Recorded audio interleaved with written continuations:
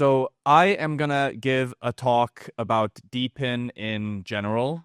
I call it Satoshi's legacy because I believe in the fullness of time, what Satoshi will be remembered for in the history books 100 years from now is not necessarily the invention of Bitcoin, but the decentralization movement that spawned and how that ultimately led to the decentralized nervous system of AI.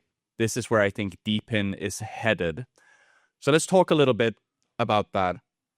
How can DePIN give AI a sense of space? Now, you may have noticed that we are in Hong Kong today. What you may not know is Hong Kong is just this little part down here of this much bigger area here. That's the Greater Bay Area. The Greater Bay Area is home to 85 million people today in an area smaller than Greater Los Angeles, right? 85 million people in an area smaller than Greater Los Angeles. It's the world's biggest city in all but name. It's just not technically classified as one city, but seen from space, you can see that it is. And this is kind of what it looks like from space. Hong Kong is even like kind of out of frame. You are here right now, right? All of this big area here is the Greater Bay Area. And in the Greater Bay Area, there are more skyscrapers, tall high-rise buildings, than in all of North America and all of Europe combined. And this leads to a couple of interesting problems. If we look at a city like New York has over 900 buildings taller than 100 meters. It is the biggest city in the West.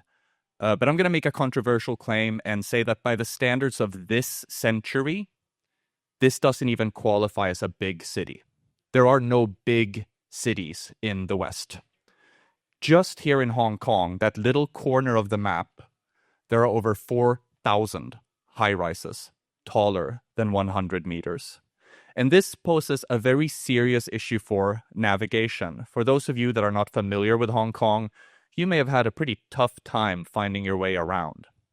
The reason why is GPS is actually a line of sight technology, meaning that if you don't have a clear path to the sky, GPS is going to do very, very poorly. And even when you do, height-wise precision is very poor. Of course, there are amazing deeping projects like GeoNet, who are also here today, that help extend the precision of GPS through real-time kinematics in outdoor spaces. But GPS does not work indoors, will never work indoors. Fuck you, it's not happening, right?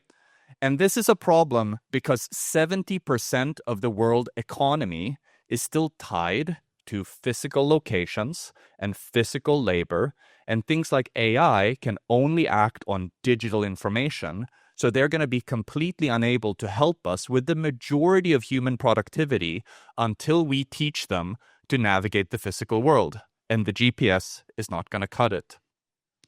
So what comes after the GPS? We believe that robots like this guy, but also the robot you have in your pocket, because actually an iPhone and an Android is also capable of spatial computing. If you ever engage in augmented reality, it's running very, very similar software to what the robot uses to walk around. They need to perceive the physical world, but robots like this one or this one have a very limited sensor array. This guy here has a depth camera looking down at the floor and a little LiDAR, but he can't see very well. He doesn't know where the bathroom is. He's not going to be able to help you. So what we believe is that robot perception is limited to its sensors. That's inherently limiting, not good. And what's going to need to happen is that AIs will need to collaborate to understand the physical world. Meaning that once this robot has been here and mapped it, the next robot should be able to access that map. Spatial computing is the art of teaching digital things to understand the physical world. It's everything from robots to augmented reality on your phone to Apple's spatial computer. In fact, I think it's important that Apple call the Apple Vision Pro a spatial computer, not a headset, because Apple is trying to teach you something. What they're trying to teach you is just as, actually, Tim Cook said, just as the Macintosh showed us what a personal computer is, and the iPhone showed us what a mobile computer is, the Apple Vision Pro will introduce us to spatial computers. Spatial computers are not headsets. They are computers that understand the physical world. And that's what's so interesting about the Apple Vision Pro. But the Apple Vision Pro is very big. It's very heavy. And why is that? Well, it's because it has all of these sensors, and it has to do an incredible amount of computation, because we've known since the 80s that it's comparatively easy, computation-wise, to teach an AI to be really good at chess, but incredibly difficult to teach an AI to crack an egg. Spatial computing is very, very compute-intensive.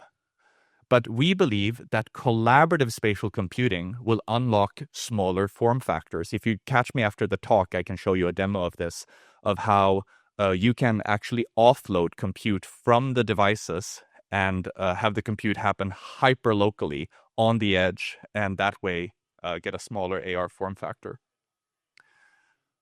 How does all this tie together? I believe that the world economy will more than 10x within the next 2 decades. If that sounds crazy, you should note that it has actually more than 3x'd in the past 2 decades. So you only have to believe that growth is going to be 3 times faster in the age of AI and the internet. And a lot of this economy is going to be dominated by the 100 billion new decision makers that we will have with AI. A lot of them will be the kind of agentic AIs that people are already playing around with, but also the kind of agentic AIs that will perform work in the physical world, and agentic AIs that drive self-driving cars, etc. And this means that blockchain has its work cut out for it, because we're going to need something like 10 to 100 million transactions per second to feed all of these different agents. That's going to be a challenge. But AI will need to be able to exchange value at computer speeds. This was an idea that I first encountered in 2014 when Naval Ravikant put out a blog post that he called the Fifth Protocol, where he argued that there's a piece of the internet that is missing. He asked us to imagine a future world where self-driving cars can coordinate with each other and negotiate things like lane merges. And he imagined that something like Bitcoin back in 2014 would allow digital devices to autonomously negotiate with each other and do not even micro but nano transactions. Naval has since taken that article down. I'm not sure why. Maybe because it was a little bit too heavy on the Bitcoin. But I think he was right. Like, AI will need native internet money, but it will also need to collaboratively perceive the world. So there's another protocol that is missing. The internet needs a universal spatial computing protocol. Let me explain why, using Naval's example. So I used to live in Beijing for 7 years. Beijing is a big city. In fact, there are more cars on the road in Beijing than there are people in Los Angeles, just for scale. And the average commute in Beijing by car is 2 hours. So if you do a quick back of the napkin calculation, you find that roughly the time it took to build the pyramids are lost in Beijing traffic every single week. Kind of nuts. Now, if we want to imagine that in the future, self-driving cars will fix this, we won't even need red lights anymore. All the cars will coordinate with each other. Traffic will flow smoothly at 150 kilometers an hour at all times. That can only work. If the cars can communicate with each other about where they are in space precisely, how fast they're moving through space precisely, and the GPS is not going to let them do that. So, for the glorious sci-fi future that we all want, to get back a pyramid's worth of human productivity every single week, we need a 6th protocol. And this is where I think DePIN will play a very big role. So what comes after the GPS? I believe what comes after the GPS are decentralized physical infrastructure networks, civilization scale infrastructure, funded, owned, and operated by the people. Of course, Helium are the OGs here that have proven just how incredibly fast you can deploy civilization scale infrastructure. And I believe that what DePIN will ultimately culminate in is a decentralized machine perception network. A decentralized machine perception network that will allow your self-driving car to in real time share data with other self-driving cars about what they see, what they're experiencing, what's on the road. So as you're about to turn a corner, you can ask the car that went before you, is anyone crossing the street? Do I need to slow down? This kind of information needs to be able to be traded in real time through a decentralized machine perception network. This is what we've been trying to build since 2021. Our protocol is live now. It's called a postmesh. You can build on it today. And we've enabled a couple of amazing real-life use cases for especially augmented reality, but also increasingly for robotics. We are building what we think of as an external sense of space, so that your devices, whether they be AR glasses or your phone or your robot or your car or your drone, when they arrive somewhere new, they can authenticate into that new place and receive essentially a robot map of that place that they can also contribute to. This external sense of space has allowed us to build out products that are today helping retailers run more smoothly, helping blind people find their way around, and very soon will help Terry here show you where the bathroom is. If you're interested in what we're doing, please check out auki.ai/whitepaper. We'll be here all afternoon if you want to chat about decentralized machine perception. Thank you very much.